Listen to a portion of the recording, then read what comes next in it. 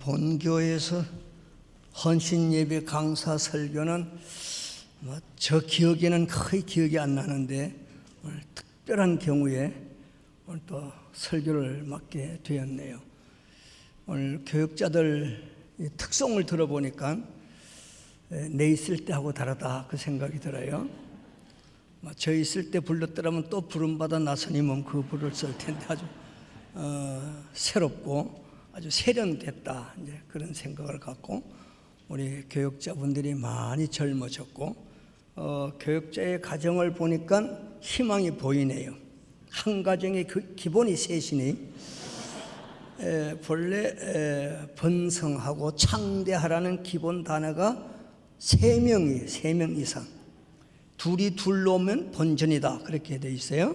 둘이 셋 이상은 나야 번창하고 창대한다. 아주 말씀대로 잘 순종하고 있다. 이제 그런 생각이 들었어요.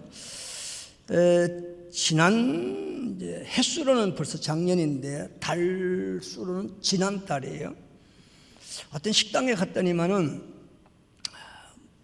목사님이 한 분이 오셔가지고 인사를 이렇게 하면서 은평교회 목사님이 시냐고 그래서 거기서 목회하다가 이제 은퇴한 목사입니다. 그랬더니만 이분이 목사님 은평교회는 세계에서 제일 좋은 교회입니다. 그래요. 그래서 아니 길동에서 제일 좋다고 그래도 이게 내가 좀 적응이 어려울 텐데 세계에서 제일 좋은 교회라는 거예요. 아주 내가 좀 당황스러웠어요. 그래서 왜 뭐가 그렇게 세계적으로 제일이냐라고 물어보기는 좀 쑥스러워서 제가 개인적으로 그렇게 이해를 했어요. 제일 좋다라는 말은 그 교회가 말씀을 바르게 전하는 교회야 제일 좋은 교회겠다. 이제 그런 생각을 했어요. 뭐 건물이 제일 좋다 소리는 물론 아닐 거예요. 뭐 교인 수가 제일 많이 모였다 그런 뜻도 아닐 거예요. 하나님의 말씀이 바르게 증거되는 그런 교회이어야 아마 교회가 좋은 교회일 것이다. 이제 그런 생각을 했고요.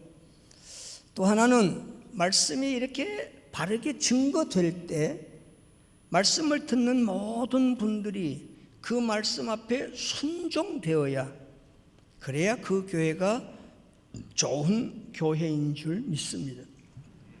아무리 좋은 말씀을 전해도 성도들이 아무런 변화가 없고 그 말씀 앞에 순종을 안 한다면 무슨 그리 큰 제일 좋은 교회가 되겠는가 이제 그런 생각을 해봤는데 우리 은평교회 지난 성탄날 저희 막내딸이 와가지고 아빠 우리 박 목사님 설교 자기는 평생에 처음 들어봤대. 야 너는 아빠 설교 38년을 들었는데 성탄 설교를 몇 번 들었겠냐. 그런데 저한테는 그런 소리 한 번도 안 했어. 박 목사님 성탄 메시지에 이런 말씀 처음 들어봤대. 너무너무 은혜가 됐대. 그래서 희망이 있고 소망이 있다. 우리 박 목사님을 통해서 우리 교회가 하나님의 말씀이 가장 바르게 증거되는 그분 말씀을 그대로 빌리면 세계에서 제일 좋은 교회인 줄 믿습니다. 그럼 우리 성도님들 보세요. 얼마나 그 말씀을 진지하게 잘 받아들이고 그저 받은 말씀 그대로 살아보려고 얼마나 애쓰는 그 모습들. 저는 우리 장로님들, 권사님들, 뭐 이렇게 집사님들 변함없이 비가 오나 눈이 오나 추우나 더우나 이렇게 꾸준히 신앙생활 하시는 모습을 보면 참 존경스러워요. 이런 분들이 계시길래 우리 교회가 참으로 좀 과한 표현이긴 하지만은 세상에서 제일 좋은 교회가 아닌가 그런 생각이 들어서 우리 수십 년여 동안 본 교회를 한결같은 마음으로 섬겨주신 우리 장로님들, 권사님들, 모든 우리 중직자 되시는 분들, 성도님들 이 자리를 빌어서 너무 고마운 말씀을 제가 전하고 싶습니다. 너무너무 감사합니다. 오늘 이 본문 말씀을 두 군데를 읽었어요. 저도 이 본문을 두 군데 읽는 경우도 또 특별한 경우예요. 거의 그냥 짧게 한 군데만 성경을 본문으로 삼지 이렇게 두 군데 본문을 정한 경우는 이것도 특별한 경우예요. 왜 그럴까? 우리 교인들은 어느 정도 짐작을 했겠습니다만은 이 하나님의 말씀을 들을 대상이 이 두 부류가 있다. 이제 그런 뜻이에요. 이 구약의 하박국서에서 강조되는 말씀의 내용은 우리 성도들에게 하시는 말씀이라면 이 사도행전에 나오는 이 말씀은 오늘 헌신 예배를 드리는 우리 교육자분들에게 주시는 말씀이다. 그렇게 해서 본문을 두 군데를 정했습니다. 오늘 제목이 얼마나 간단해요. 제목이 뭐라 그래요? 기본입니다. 기본. 모든 운동에 기본이 잘 되어야 금메달을 따든지 은메달을 따든지 뭘 따지 기본이 안 된 운동은 그건 있을 수 없습니다. 기본이 바르게 됐는가? 기본이 튼튼한가? 오늘 제목을 기본이라고 그랬는데 첫 번째는 먼저 우리 성도들에게 대한 기본이 뭐냐? 구원의 기쁨입니다. 구원의 기쁨 없는 성도, 글쎄요, 한번 그분이 구원을 받았는지 재점검해 볼 필요가 있어요. 구원이 없는 성도, 그건 성도일 수가 없잖아요. 근데 구원은 반드시 우리에게 주는 큰 선물 중에 하나가 기쁨이라는 거예요. 오늘 하박국 선지자의 고백을 들어보면 이 없는 게 많아요. 이것도 없고 저것도 없고 열매도 없고 소출도 없고 먹을 것도 없고 하여튼 없는 것이 많아요. 그러면 당연히 이게 불평이 있어야 될 거 아니에요. 불만이 있어야 될 거 아니에요. 짜증을 부려야 될 거 아니에요. 신경질을 내야 될 거 아니에요. 근데 하박국 선지자는 여러 가지가 없다 할지라도 나는 구원의 하나님으로 인하여 기뻐한다. 그럽니다. 구원이라는 것이 도대체 어떤 의미가 있길래 그 구원의 가치라고 하는 것은 도대체 어느 정도이길래 우리에게 반드시 있어야 할 것들이 없는데도 불구하고 이렇게 기뻐할 수 있을까? 여러분, 지금은요, 그리고 또 젊으신 분들은 이 구원에 대한 어떤 그 감격, 기쁨, 그 의미와 내용을 어느 정도 알고 있을까 참 궁금하기도 해요. 여러분, 우리 인생들 중에요, 개인적으로 가장 소중한 게 뭐냐 그랬을 때 그는 목숨, 생명이에요. 세상의 모든 것을 가졌어도 목숨을 잃으면 아무 의미가 없다 그래요. 목숨이 그리 중요해요. 젊었을 때는 목숨 다 가질 만큼 가지다가 나중에 나이가 많이 들면 없어지겠지, 죽겠지 그렇게 생각할지 모르지만은 이게 나이가 좀 들고 연세가 있으신 분들은요, 이 생명, 죽음이라는 의미가 그렇게 간단하지는 않습니다. 아주 소중합니다. 죽음이라는 이 사건이 개인에게는 구원 다음으로 아주 큰 사건이 죽음의 사건입니다. 죽는다는 것. 제가 이제 나이가 들어가면서요, 한번 몸이 아파 보면서요, 죽음을 한번 실감나게 경험을 해봤습니다. 아, 죽을 수도 있구나. 아, 그래? 나보다도 어린 사람도 죽고 나와 동년배들도 죽는 주변에 사람들이 많은데, 아, 나도 죽는구나. 그렇다면 죽음 이후의 세계는 어떻게 될 것인가? 아니, 제가 설교를 뭐 한두 번 했겠습니까? 장례 예배를 한두 번 치러봤겠습니까? 괜찮다고, 다 그가 만난다고, 나도 죽을 거라고, 누구나 다 갈 거라고 그렇게 쉽게 가볍게 위로도 하고 설교도 많이 했는데도 불구하고 내가 죽는다는 그 사건 앞에서는요, 그렇게 쉽지 않더라고요. 생각이 깊어져요. 내가 갖고 있는 이 생생한 이 의식을 가지고 죽음과 동시에 그 다음 세계, 전혀 경험하지 못한 그 어떤 공간에 내가 가게 된다. 그림이 안 잡혀요. 천국 좋아요. 근데 가봤어야지 도대체 이걸 무슨 화면이라도 좀 봤어야 천국이 어떤 곳인지 감이 잡힐 텐데 전혀 감이 안 잡히는 거예요. 어떤 공간에 가겠지. 이 그림이 안 잡히니까 보통 이 죽음이라는 것이 심각할 수가 없어요. 너무 심각해진 거예요. 그래서 결론은 성경에 기록한 내용만큼만 믿자. 그 제 결론이었어요. 성경에 없는 내용은 상상할 필요도 없고 더 이상 어떤 것을 그림을 그릴 어떤 의미도 없는 거예요. 성경이 기록한 것만큼만 나는 믿자.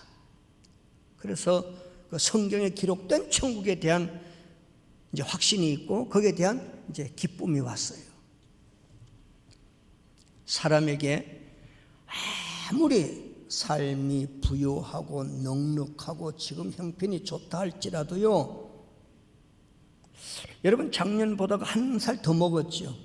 아무리 몸부림쳐도 이건 먹을 수밖에 없어. 먹었어 벌써. 아무리 화장을 하고 건강식품을 챙겨 먹어도 늙는 거는 늙어. 하여튼 아무리 좋은 환경에 살고 아무리 대단한 건강을 챙기고 야단 법석해도요, 죽어요. 어쩔 수가 없어요. 죽어요. 그 다음 문제가 얼마나 심각한지 아십니까? 지옥 아니면은 천국밖에 없단 말이에요. 사람에게 가장 소중한 것이 뭐냐고 그랬을 때 구원입니다. 구원. 구원보다 더 큰 은혜는 없고요. 구원보다 더 큰 가치도 없고요. 구원보다 더 큰 복은 지구상에는 없습니다. 제가 언제 그 말씀 드렸죠? 제가 다른 데 신학생 때 전도사 생활까지 다 하면은 이제 한 40년 이상을 교역자 생활을 했습니다만은 본교에서만 횟수로 38년을 했잖아요. 얼마나 많은 선교도 하고 설교도 하고 신방 세례 꽤 많이 했잖아요. 그래서 할 만큼 했는데도 불구하고 그 은퇴를 한 다음에 구원의 은혜를 새롭게 깨달아 보니까요, 이야, 38년 목회했는 것은 하여튼 그 바늘 끝 같아요. 볼펜으로 점 하나 찍었는 것 같아요. 너무너무 별 것 없고 그 구원의 은혜가 얼마나 큰지 이루 표현할 수가 없어요. 너무너무 큰 게 구원이에요. 이 구원이 어떻게 이루어졌는가? 그 내 힘으로 쟁취한 것이 아니란 말이에요. 제가 어느 TV에서요, 그 과학 프로그램을 이렇게 다루는 걸 우연찮게 이렇게 보게 됐는데, 거기서 이 DNA 설명을 하는 걸 저는 과학에 대해서 전혀 의뢰하니까 잘 모르겠어요. 그런데도 그 설명을 쭉 하는 걸 들으면서요, 내가 마음에 깜짝 놀란 사건이 하나 있었어요. 우리 박 목사님은 다 이렇게 외워서 하시는데, 저는 이 과학에 대해서 전문가가 아니니까 대략 이렇게 적어 봤어요. 그 내용이 이렇게 되어 있어요. 1953년 왓슨과 크릭이라는 이 과학자가요, DNA가 이중 나선형의 분자 구조를 갖고 있다라는 것을 밝혀내서 노벨 수상을 했다. 이제 그렇게 서론을 깔았는데, 저는 이 숫자 개념이 너무 약해요. 하여튼 10,000원만 넘어가면 단시 100,000부터 해야 이렇게 대충 아는데, 이게 그 나선형의 분자 중에요 60조 개의 세포가 있다. 60조 개, 60억이 아닙니다. 하여튼 나는 그 숫자 개념이 이미 나에게는 벗어났어. 60조 개의 이 세포를 갖고 있는 것이 DNA인데요, 이 DNA가 우리 몸의 전체를 다 이렇게 조종을 한다는 게 DNA가.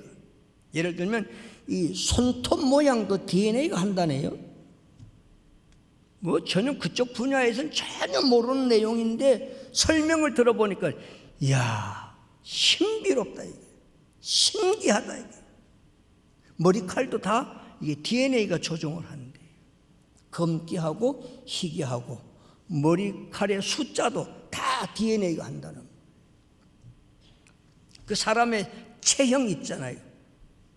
걸음걸이, 눈동자,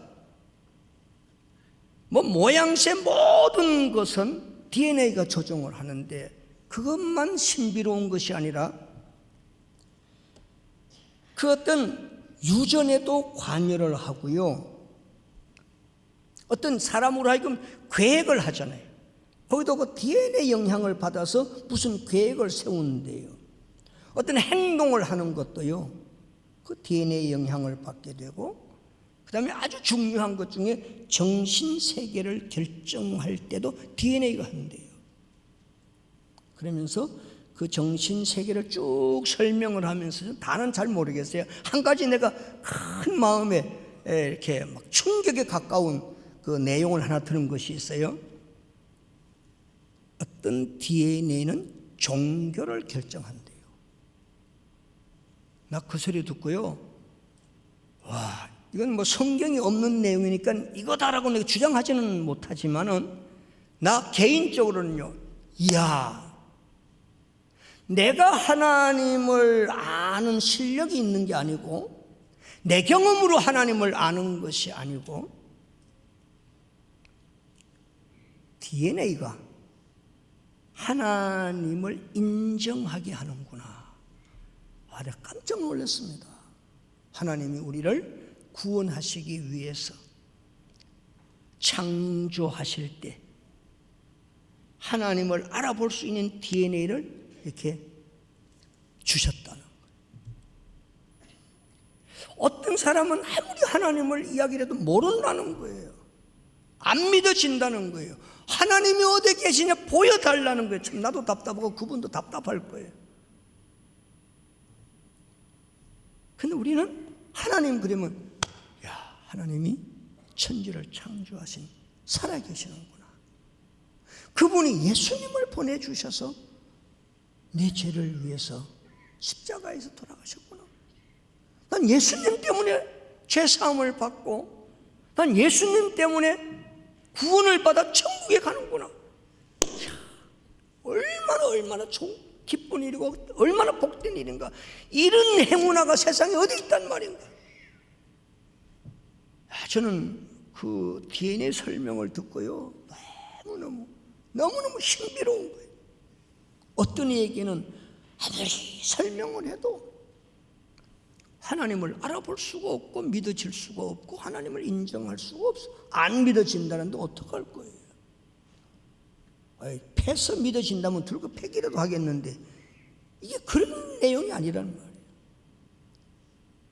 지구상에 수십억의 인구들 가운데요, 하나님이 저에게 창조하실 때 하나님을 알아볼 수 있는 그 DNA를 안에 넣어주셔가지고 내가 어릴 적부터 교회를 다녔거든요. 내가 청년 때였던 목사님 설교를 듣고 나는 주일학교 때 거듭났구나. 확실한 느낌은 없었지만은 내 마음속에 그런 확신이 들어요. 나는 주일학교 다닐 때 거듭났다. 구원을 받았다. 이런 깨달음과 이런 하나님을 인정하고 하나님을 알아볼 수 있고 하나님을 고백할 수 있고 천국에 대한 확신을 가질 수 있고, 이게 어떻게 내 힘으로 가능한 거냐 말이에요. 하나님이 우리에게 수많은 사람들 가운데 하나님을 알아볼 수 있는 생명의 DNA들을 다 이렇게 주셔서 여러분들이 어느 때가 되어서 하나님을 고백하고 예수님을 믿게 되고 천국에 대한 확신을 갖게 된 줄 믿습니다. 이게 하나님의 은혜라는 말이에요. 내 힘으로 된 게 아니에요.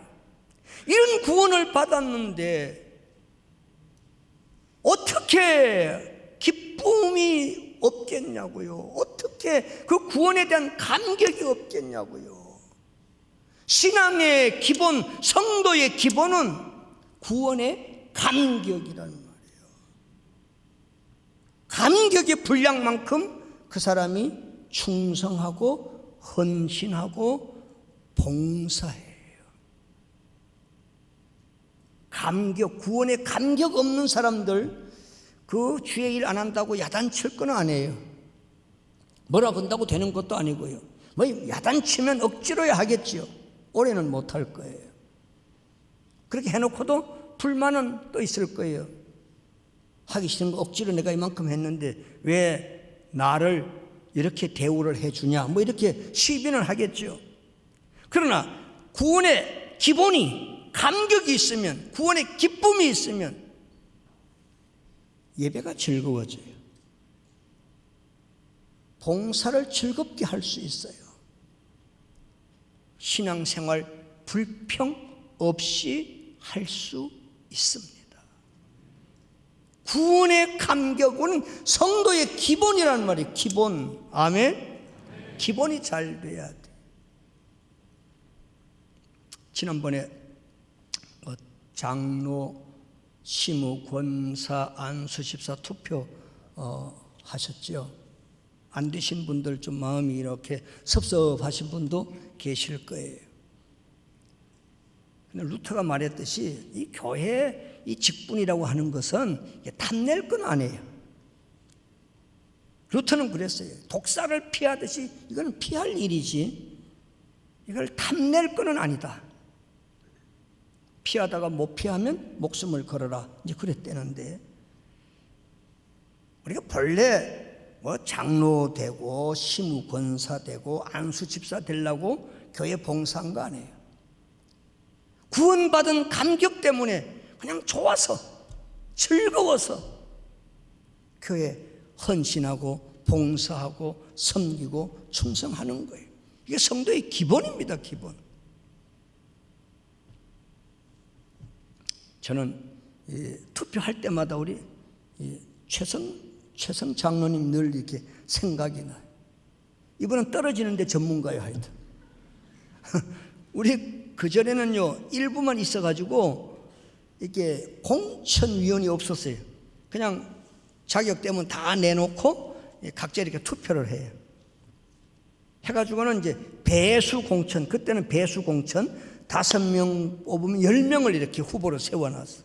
그러니까 반드시 행정적으로 반은 떨어지게 돼 있어, 구조가요. 근데 최성 장로님은 안수지로 또 떨어졌어. 떨어진데 전문가예요. 떨어지면 이게 섭섭할 텐데 전혀 그런 기색이 없어요. 섭섭하시니까 이거 나는 후보에 올라온 거면 너무너무 감사하다는 거예요. 그럼 어떻게 하다가 되다가 이제 안수 집사가 됐어요. 또 이제 장로 투표 또 했어. 또 배수 공천했는데 또 떨어졌어. 장로 후보 또 떨어졌어. 마음에 이게 섭섭함이 없어요. 표정이 그냥 한결같은 거예요. 섭섭하시냐? 아니요. 후보에 올라온 것만 너무너무 감사해요. 그러다 이제 또 장로가 돼서 오늘까지 충성을 하는데요. 여러분, 우리는 원래 처음부터 장로 되고 권사 되고 안수 집사 되려고 헌신하고 봉상 안 해요. 그냥 구원받은 감격 때문에, 구원받은 그 기쁨 때문에, 내가 언제 죽어도 죽을 목숨인데 이 생명 끊는 날 영원한 하나님의 나라 천국에 가는 그 큰 기대감과 소망, 이것 때문에 이것이 좋아서 헌신하고 봉사하고 충성했는데 그 나머지는 아무 기대할 것도 없고 바랄 것도 없고 그냥 예수님이 좋아서 구원이 너무너무 가치 있고 너무 복되고 너무너무 구원의 감격이 커서 그냥 헌신했고 봉사했고 충성했고 섬겨온 것밖에 없어요. 이게 우리의 기본이라는 말이에요. 오늘 또 그 구원받은 감격으로 우리의 남은 생에 신앙생활, 교회를 섬기는 일에 맡은 직분에 충성을 다하는 기본에 충실한, 기본이 바로 된 온 성도님들 다 되시기를 주님의 이름으로 축복합니다. 그 다음에 이제 우리 교육자분들이요, 오늘 헌신 예배인데 교육자들, 주의 종들, 말씀의 사역자들의 기본은 뭐냐? 사명, 복음에 목숨을 거는 것. 우리 온 성도들의 기본은 구원받은 감격이 기본이라면 주의 종들의 기본은 사명에 목숨을 거는 것. 자, 우리 교육자들만 한번 답을 해보세요. 교육자들의 기본이 뭐라고요? 목숨을 거는 게. 왜 주의 종으로 부름을 받아놓고 힘들어 하실까요? 편하게 해보려고, 좀 안일하게 좀 이렇게 쉬어가면서 어떻게 하면 편하고 어떻게 하면은 교육자 생활을 하면서 잘 살아볼까? 여기 오신 분, 우리 교회 교육자분들은 그런 분 한 분도 없으리라고 내가 믿고, 이런 마음을 가지고 주의 일을 하니까 주의 일만큼 힘들고 피곤하고 짜증나는 일이 없어요. 복음을 위해서, 사명을 위해서 죽겠다, 나는 죽기를 원한다, 죽을 각오를 해서 내가 이 길에 나섰다. 그 기본만 있다면, 그것이 기본이라면 그는 교육자 생활, 주의 종의 사역 하나도 문제될 것이 없습니다. 아까 읽지는 않았지만 사도행전 21장 13절에도 보면요, 바울이 대답하되 여러분이요 어찌하여 우러내 마음을 상하게 하느냐? 나는 주 예수의 이름을 위하여 결박당할 뿐 아니라 예루살렘에서 죽을 것도 각오했다.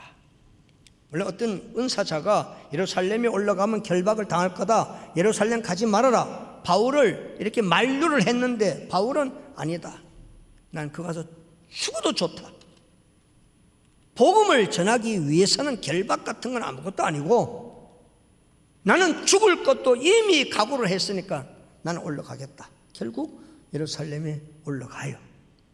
그것이 사명받은 자의, 복음을 전하는 자의 이게 기본이란 말이에요. 기본. 요즘 신학교마다 정원 미달로 이렇게 어려움을 많이 겪는다고 그래요. 신학생이 안 온다는 거예요. 여러분, 우리 신학 다닐 때는요, 얼마 전까지만 해도 신학생이 너무 많이 몰려와서 아주 힘들었어요. 너무 많이 몰려온다는 거예요. 요즘은 너무 많이 안 온다는 거예요. 사람이 없다는 거예요. 그럼 뭐가 문제일까요? 그전에는요, 주를 위해서 안 죽으려는 사람이 너무 많이 몰려와서 그 탈이었어요. 요즘은 어때요? 주를 위해서 죽으려는 사람이 너무 없어요, 또. 이게 문제예요. 안 죽으려는 사람들이 너무 많이 몰려오는 것도 문제였지만은, 이 죽고 싶어 하는 사람이 와야 되는데 이 사람들이 안 온단 말이에요. 이 신학계의 큰 문제입니다. 신학생활 찾아보기가 힘든데요. 왜 주의 종으로 이 길을 나서야 되는가? 환영받으려고 나서면 이 주의 일은 참 힘든 것이고요. 대접받으려고 이 길 나섰다면 빨리 그만두는 게 좋습니다. 이 길은 그런 길이 아닙니다. 죽을 각오를 하고 나선 길이 이 길이란 말이에요.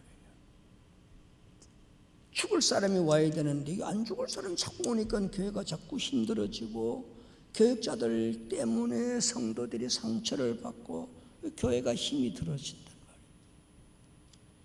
주의 일이 힘드냐?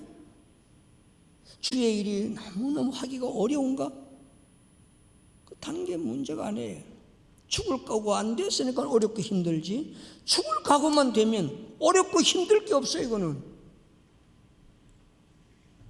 저는 신학교 다닐 때 이 순교자의 영광이 크다고 교수님들이 늘 그렇게 강의를 해. 순교자의 영광, 순교자에게 주시는 그 상급, 면류관, 제일 큰 상이라고 그래요. 그래서 그렇다면 이왕 영광 상급이 제일 큰 순교자의 길을 가야 되겠다. 순교했으면 좋겠다. 그 기도도 한번 해봤어요. 순교의 제물로 받아달라고. 근데 어느 그 강의 시간에 그 초대교회의 그 교부들, 그 사도들 막 이렇게 고문당하고 막 이렇게 그 순교를 당하는 이런 모습들, 막 기름 가마에 막 집어넣고 화형도 시키고 막 사자굴에 집어 던지고 그 고문하는 내용을 쭉 설명을 한대요. 막 몸에 소름이 탁 끼치면서 순교에 대한 자신이 뚝 떨어졌어요. 그 다음부터 순교의 제물 기도가 안 나오더라고요. 한순간에 무슨 뭐 총으로 이렇게 뭐 사형을 시킨다든가, 그거는 뭐 한 방이면 끝나는데 그건 어떻게 해볼만 한데, 그 오랫동안 사람을 그렇게 고문을 하고 그 도저히 내가 막 자신이 없어져가지고 그 기도를 못했는데, 그 하나님 앞에 이제 죄스러운 마음이 있잖아요. 나는 또 뭐 순교의 제물 되겠다고 뭐 아골골짝 빈들여도 뭐 밤낮 그 찬송 부르고 뭐 그저 그걸 할 자신이 없으니까요, 하나님 앞에 큰 부끄러움이 생겼어요. 그래서 어떤 생각이 드는 거니, 내가 오랫동안 고문을 당하고 이런 순교는 나는 못하겠지만은, 자신이 없지만은, 또 하나님이 특별한 은혜를 주시면 되기야 되겠지만은 그 믿음까지는 안 가고 하여튼 자신은 떨어졌고, 방법은 주의 일을 하다가 죽을 수는 있겠다. 그 생각이 들었어요. 주의 일을 하다가는 죽을 수 있겠다. 그 생각이 들어가지고 그때부터는 막 일을 자꾸 만들었어요. 월요일 날 또 제가요 그 기도회를 만들었어요. 월요일 날 다 또 모여가지고 막 기도회하고, 화요일 날 주간 야간 배대를 하고, 수요일 일부 또 저녁 예배하고, 목요일 날 산행길 축복의 날 또 하고, 금요일 날 또 철야하고 토요일 날 기도 가서 설교 준비하고 주일 날 또 막 설교하고 이렇게 하면은 죽겠지. 그렇게 하면은 이제 죽겠지. 그 생각이 들어가지고 그렇게 했는데 아이고 70이 돼도 안 죽고 이렇게 지금 살아있어가지고 이렇게 됐습니다만은 그러니까 주의 일이 힘든 게 아니에요. 이게 어려운 것도 아니라고요. 기본만 잘 돼 있으면요 주의 일은 행복한 거예요. 영광스러운 일이에요. 복 중에 가장 큰 복이 주의 일을 할 수 있다는 게. 중요한 것은 죽을 각오가 돼야 돼요. 죽을 각오만 된다면 여러분 주의 일을 넉넉한 마음으로 즐겁게 행복한 목회일 사명을 감당하게 될 줄 믿습니다. 우리 온 성도님들 구원의 감격으로 주의 일을 행복하게 감당하고 오늘 헌신 예배 드리는 모든 주의 종들, 복음을 전하는 사역자들, 사명에 목숨을 거는 기본이 튼튼한, 그래서 주의 종들도 행복하고 온 성도님들도 행복한 그런 사역, 그런 신앙생활 할 수 있기를 주님의 이름으로 축복합니다. 기도하겠습니다. 고맙습니다. 하나님, 오늘 또 우리를 부르셔서 구원의 감격자로 살아가게 하시니 고맙습니다. 사명을 위해서 목숨을 거는 자로 살아가게 해주시오니 고맙습니다. 기본이 튼튼한 성도들, 기본이 잘된 교육자들 다 되게 해주셔서 하나님 앞에 서는 날은 함께 즐거워하며 함께 영광 중에 행복한 인생과 신앙의 승리자들로 서게 해 주옵소서. 감사하옵고 예수님 이름으로 기도하옵나이다. 아멘.